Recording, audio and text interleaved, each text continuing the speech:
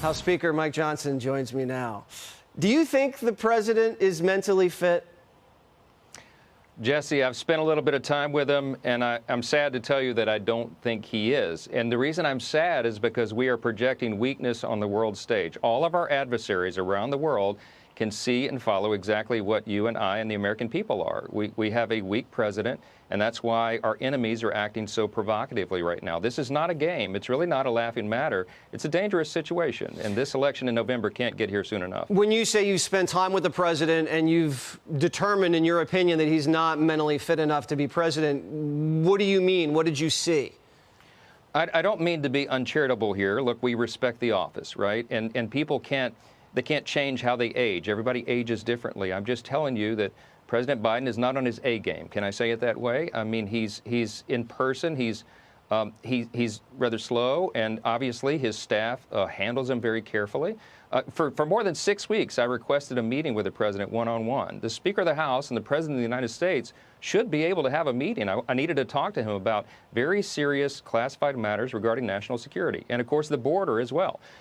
They couldn't arrange that meeting. They wouldn't arrange that meeting. When he finally relented, he invited 5 others to join us. You know, there was the Vice President was there, and Chuck Schumer, and Mitch McConnell, and Hakeem Jeffries. I think that these 2 offices, the persons who hold these 2 offices, need to be able to communicate more regularly, and that's been difficult with this president. And frankly, I think it's because they don't want to put me in a room with him alone. They're maybe afraid of what he might say if he goes off script. And again, I'm not trying to be disrespectful. These are just the facts that everybody can see. Well, we saw you at the State of the Union trying to hold back some emotion. It looks like you're very emotional that night. What's it like to be up there sitting next to Kamala Harris and listening to Joe Biden say what Joe Biden says? Listen, it was a heavily partisan, vitriolic campaign speech. That's not what a State of the Union address is supposed to be. Over history, you know, presidents have been conciliatory. They've had at least segments in the speech that were bipartisan, where everyone can stand together and give an ovation for America and American values. There was none of that in that speech, and it was so frustrating to have to sit behind him and just take that, you know. And I had emphasized decorum for our side, emphasizing that, hey, as the Republicans, we're for order and not chaos. We're the rule of law team. We need to show it. And largely, everybody complied with that. But it was very difficult not to show on my face my disdain for what he was saying. It was full of untruths, and it was hyper-partisan, and that was not the place for it. It was very disappointing. What's it like to sit next to Kamala? Did you guys exchange pleasantries throughout the evening?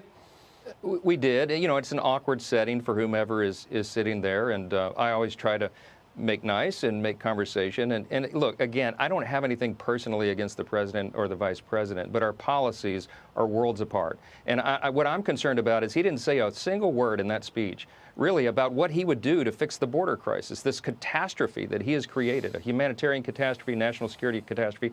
Nothing. It took him 41 minutes to mention the border in that speech. He talked about the size of Snicker bars as a higher priority. You know, I mean, it was not anything that we could applaud or go along with, and that's the problem. I did not have Snickers coming up